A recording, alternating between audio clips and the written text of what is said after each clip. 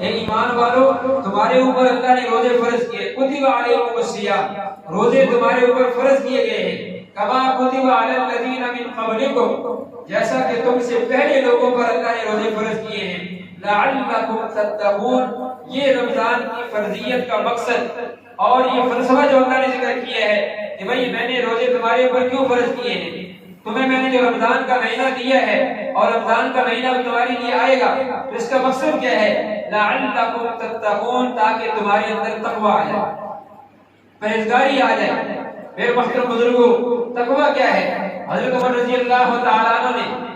صحابہ سے پوچھا کہ بھائی تقوی کیا ہے، اپنے صحابہ اکرام ساتھیوں سے پوچھا کہ بھائی تقوی کیا ہے، تو ہر صحابی نے اپنے انداز کے مطابق، اپنے مزاج کے مطابق حضرت عمر رضی اللہ عنہ کو جواب دیا۔ تو حضرت عمر رضی اللہ عنہ نے فرمایا کہ تقوی یہ ہے کہ آپ اگر کسی ایسے راستے پر جائیں کہ جہاں پر جھاڑیاں ہوں، کانٹے دار قسم کے درخت ہوں، اس راستے سے آپ نے گزرنا ہے اور ہر طرف یہ کانٹے رہے، ہر طرف جھاڑیاں ہیں اور کہیں آپ کا یہ کپڑا ان کے ساتھ الجھ سکتا ہے، تو آپ کیسے جائیں گے؟ تو پھر فرمایا کہ ظاہر بات ہے جب بندہ وہاں سے گزرے گا تو اپنا دامن سمیٹے گا کہ بھائی کسی کانٹے کے ساتھ میرا یہ کپڑا لگ نہ جائے، اٹک نہ جائے، یعنی ہر طرف سے کانٹے ہی کانٹے ہیں، تو اس راستے سے جب آپ گزریں گے تو اپنے دامن کو سمیٹ کر، اپنے کپڑوں کو سمیٹ کر اور احتیاط کے ساتھ وہاں سے آپ گزریں گے۔ فرمایا یہی تقویٰ ہے، یعنی اس دنیا کے اندر اس دنیا سے ہم گزر رہے ہیں، یعنی ہمارا جو اصلی گھر ہے وہ تو دار آخرت ہے، جنت ہے، تو اس گھر کی طرف ہم جا رہے ہیں، لیکن اس راستے سے ہم نے گزر کے جانا ہے۔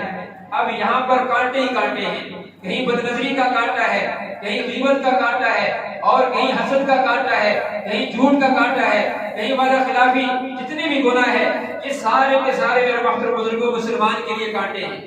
یہ سارے کے سارے ہمارے لیے جاڑیاں ہیں، ان کے ساتھ ہمارا دامن لگ سکتا ہے، ہمارے کپڑے یہ اٹک سکتے ہیں۔ تو ان ساری باتوں سے اپنے آپ کو بچانا ہے، ان ساری چیزوں سے اپنے آپ کو بچانا ہے۔ تو حضرت عمر رضی اللہ تعالیٰ فرمایا یہ تقویٰ ہے۔ تو اب اللہ رب العزت نے یعنی روزے فرض کیے اور فلسفہ یہ ذکر کیا، مقصد یہ ذکر کیا، لعلکم تتقون، تاکہ تمہارے اندر تقویٰ آ جائے۔ اب میرے محترم بزرگوں، رمضان کا مہینہ شروع ہو جائے اور ہم صبح سحری کر لیں اور پھر سارا دن یعنی اپنے آپ کو ہم نے کھانے پینے سے دور کیا ہوا ہو اور شام کے وقت افطار کر لیں، لیکن جتنے بھی گناہ کے کام رمضان سے پہلے ہم کر رہے ہیں وہ رمضان کے مہینے کے اندر بھی ہم ان گناہوں سے اپنے آپ کو نہ بچائیں۔ غیبت کر رہے ہیں، غیبت ہو رہی ہے، اور جھوٹ بولتے تھے اب جھوٹ بول رہے ہیں، وعدہ خلافی کرتے تھے وعدہ خلافی کر رہے ہیں، یعنی جتنے بھی برے کام ہیں وہ سارے کے سارے کام جو رمضان سے پہلے ہم کر رہے ہیں اور رمضان کے اندر بھی وہی کام ہم کر رہے ہیں۔ میرے محترم بزرگوں، پھر اللہ کے نبی نے جو ایسے روزے کے متعلق فرمایا، رب صائم لیس لہ من صیامہ الا الجوع، رب صائم لیس لہ من صیامہ الا الجوع، بہت سے روزہ دار ایسے ہیں جن کو بھوک اور پیاس کے علاوہ کچھ نہیں ملتا۔ تو اس سے علماء نے فرمایا کہ ایسے روزہ دار بھی ہیں کہ جس نے روزہ تو رکھا ہوا ہے لیکن کسی گناہ سے اپنے آپ کو نہیں بچا رہا، کسی گناہ سے اپنے آپ کو، روزے کا مقصد ہی لعلکم تتقون، تاکہ تمہارے اندر تقویٰ آ جائے۔ تو تقویٰ اسی بات کا نام ہے کہ اللہ کی نافرمانی سے انسان اپنے آپ کو بچائے، اللہ کی فرمانبرداری کا اپنے آپ کو پابند کر لے، اسی کا نام تقویٰ ہے۔ اب میرے محترم بزرگوں، خدا نہ خواستہ ہم رمضان کے اندر بھی اسی طریقے پر گناہوں کے اندر مبتلا ہوں تو پھر یعنی اس رمضان کے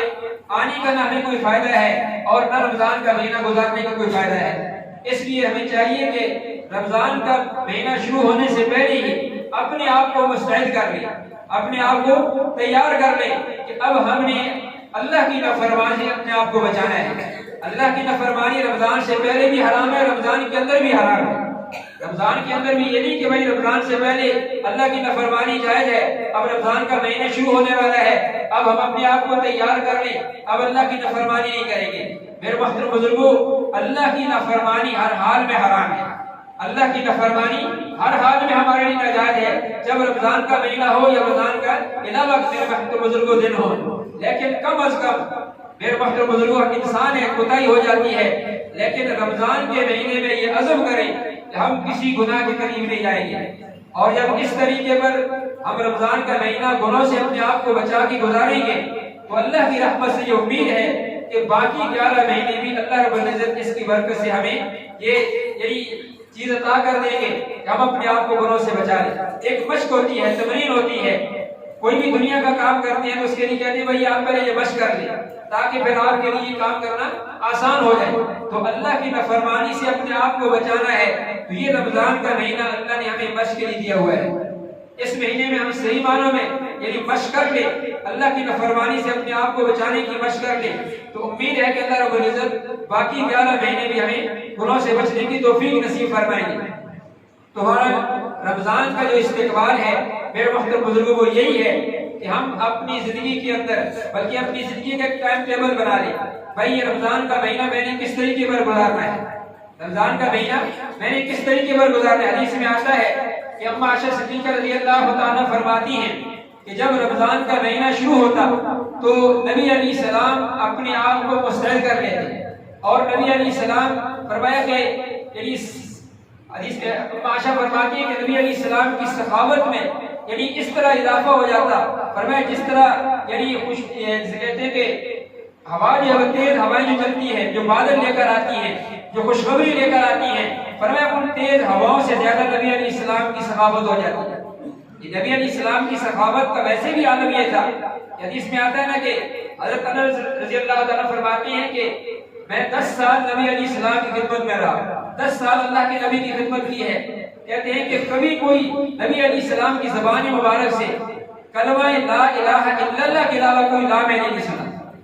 یعنی لا الہ الا اللہ یہ تو اللہ کی وحدانیت، اللہ کی غیر کا انکار ہے، اللہ کی وحدانیت کا اس بات، یہ تو نبی علیہ السلام نے کہا ہے کہ لا الہ الا اللہ، فرمائے اس کلمہ لا کے علاوہ کبھی کلمہ لا ہم نے، لا کا معنی ہوتا ہے نہیں، لا کا معنی ہے نہیں، فرمائے اس کلمے والے لا کے علاوہ، اس کلمے والے نہیں کے علاوہ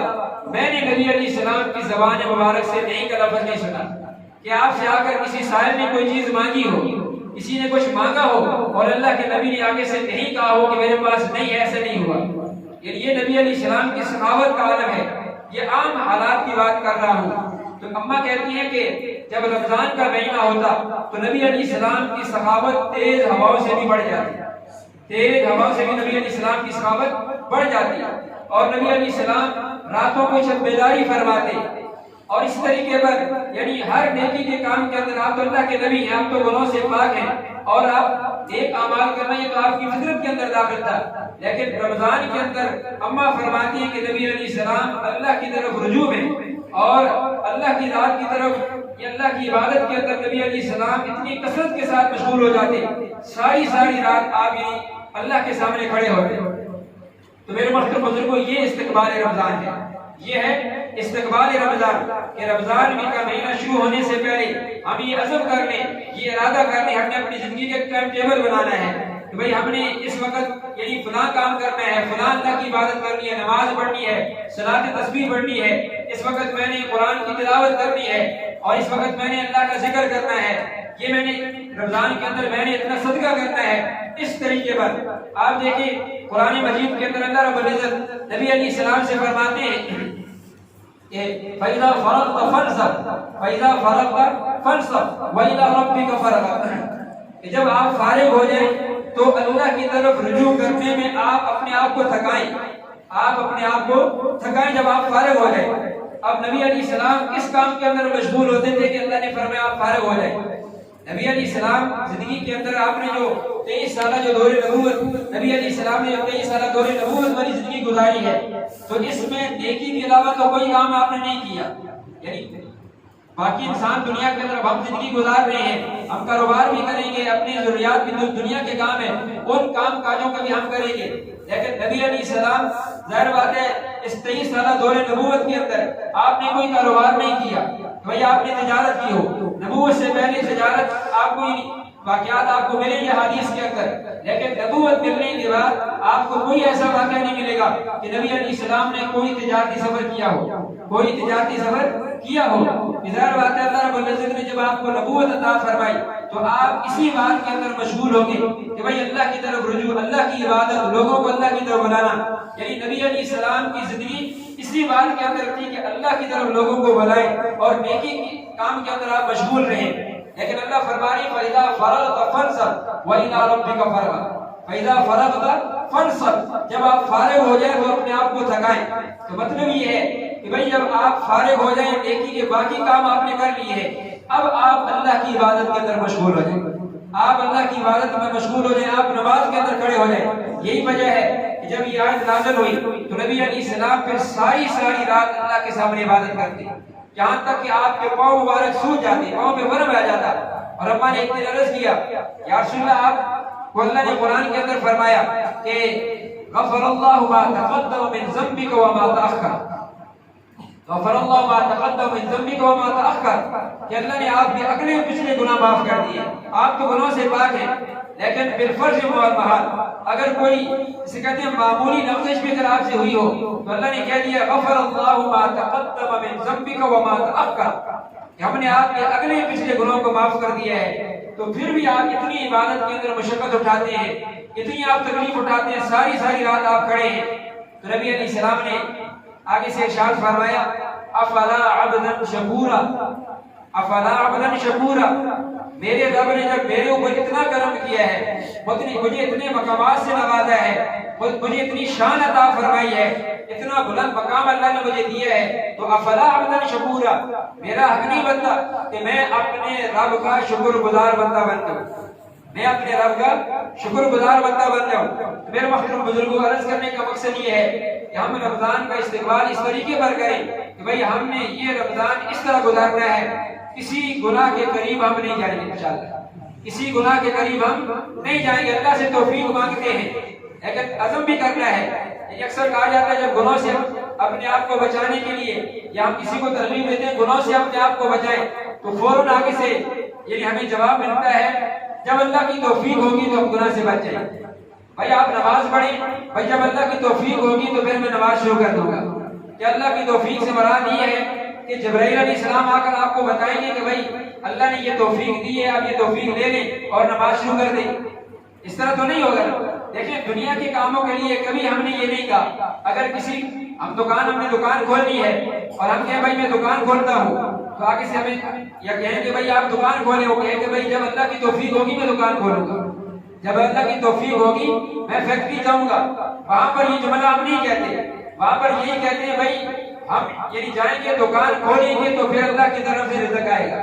فیکٹری جائیں گے تو پھر اللہ کی طرف سے رزق آئے گا۔ یعنی وہاں پر یہ جملہ ہم کبھی نہیں کہتے جب اللہ کی توفیق ہوگی تو میں فیکٹری جاؤں گا، اللہ کی توفیق ہوگی تو میں دکان کھولوں گا۔ لیکن بات جب نماز کی آئے گی،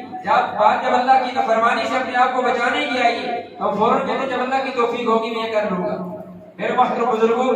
انسان اللہ کی طرف حدیث میں آتا ہے کہ نبی علیہ السلام نے فرمایا اللہ فرماتے ہیں میرے بندے تو میری طرف ایک قدم چل میں تیری طرف دو قدم چل کے آؤں گا، تو میری طرف چل گیا میں تیری طرف دوڑ کے آؤں گا۔ اللہ بس انتظار کے اندر ہے کہ کب میرے بندے میری طرف آئے، کب میرے بندے مجھ سے صلح کریں، مجھ سے رضینامہ کریں، اللہ اس انتظار کے اندر ہے۔ ہمارے استاد ایک بڑی پیاری بات فرماتے تھے، ہم جو کہتے ہیں کہ بھئی جب اللہ کی توفیق ملے گی، اس وقت حالات نہیں ہے یا میں اس وقت اس پوزیشن کے اندر نہیں ہوں، ہمارے استاد فرماتے تھے کہ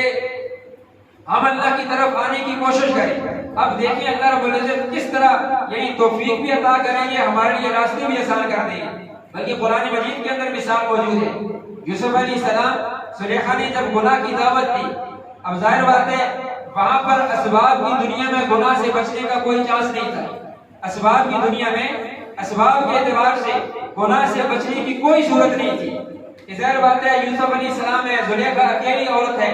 دروازے اس نے بند کر دیے اور دروازوں کو تالے لگا دیے، صرف کنڈا نہیں لگایا بلکہ تالے لگا دیے ہیں۔ اب کوئی اور اس نے پھر دعوت دی وَرَابَتَتْهُ الَّتِي هُوَ فِي بَيْتِهَا، وَرَابَتَتْهُ الَّتِي هُوَ فِي بَيْتِهَا، اور یعنی زلیخا نے یوسف علیہ السلام کو گناہ کی دعوت دی هُوَ فِي بَيْتِهَا۔ دیکھیں قرآن کے الفاظ اللہ کہہ رہے ہیں هُوَ فِي بَيْتِهَا کہ یوسف علیہ السلام اس کے گھر میں تھے، یوسف علیہ السلام اس کے گھر، هُوَ فِي بَيْتِهَا، یوسف علیہ السلام اس کے گھر میں تھے۔ یعنی اس طریقے پر یہ گناہ کے سارے اسباب موجود ہیں، بچنے کا کوئی چانس نہیں ہے۔ اور جب اس نے کہا وقالت حیت لک، وقالت حیت لک قال معاذ اللہ انہ ربی احسن مثواي، زلیخا نے کہا وہ گناہ کی طرف، یوسف علیہ السلام نے فرمایا معاذ اللہ، اللہ کی پناہ، انہو ربی احسن مثوایا انہو لا یفلح الظالمون، میرا رب میرا محسن ہے، انہو ربی احسن مثوایا، اس نے مجھے بہترین ٹھکانہ دیا ہے، وہ میرا محسن ہے، انہو لا یفلح الظالمون، وہ ظالموں کو کبھی کامیاب نہیں کرتا۔ اب زلیخا کے پیچھے بھاگی، اب یوسف علیہ السلام بھاگ کھڑے ہو، اب آگے دروازے بند ہیں۔ میرے محترم بزرگوں دیکھیں کس طریقے پر دروازے کھولے، تالے لگے ہوئے تھے لیکن گر گئے۔ اس سے ثابت یہ ہوا کہ بندے کے دل کے اندر گناہ سے بچنے کا عزم ہو، ارادہ ہو، اور وہ کوشش کرے، اللہ رب العزت کس طریقے پر اس کے لیے راستے آسان کرتے ہیں، کس طرح اس کے لیے راستے آسان کرتے ہیں۔ اس لیے ہم یہ عزم اور ارادہ کریں کہ بھائی اس رمضان کے مہینے میں ہم نے اپنے آپ کو گناہوں سے بچانا ہے۔ جس طرح ہم اپنے آپ کو کھانے پینے سے بچائیں گے، اپنے آپ کو غیبت سے بھی بچائیں گے، حسد سے بھی بچائیں گے۔ حدیث میں آتا ہے نبی علیہ السلام نے فرمایا انسان کے سینے کے اندر، جسم کے اندر ایک گوشت کا لوتھڑا ہے، فرمایا اگر وہ صحیح ہے پورا بدن ٹھیک ہے، اگر وہ گوشت کا لوتھڑا خراب ہے نبی علیہ السلام نے فرمایا پورا بدن خراب ہے۔ الا وہی القلب، الا وہی القلب، الا وہی القلب، 3 مرتبہ اللہ کے محبوب صلی اللہ علیہ وسلم نے سنو وہ دل ہے، وہ دل ہے، وہ دل ہے۔ میرے محترم بزرگوں، اس رمضان کے مہینے میں ہم نے اپنے اس دل کو بھی پاک کرنا ہے، حسد سے پاک کرنا ہے، برے خیالات سے پاک کرنا ہے۔ اس طریقے پر ہم رمضان کا مہینہ گزاریں گے۔ میرے محترم بزرگوں، پھر نبی علیہ السلام نے یعنی ماہ رمضان کے حوالے سے جو خوشخبریاں ذکر فرمائی ہیں، ان خوشخبریوں کے ہم مستحق بن سکتے ہیں۔ اللہ سے دعا ہے کہ اللہ رب العزت ہمیں یہ ساری خوشخبریاں نصیب فرمائے، اور یہ رمضان کا مہینہ اللہ ہم سب کو نصیب فرمائے، اور تقوی والی زندگی کے ساتھ اللہ اس ماہ مبارک کو گزارنے کی توفیق نصیب فرمائے۔ وما علینا الا البلاغ۔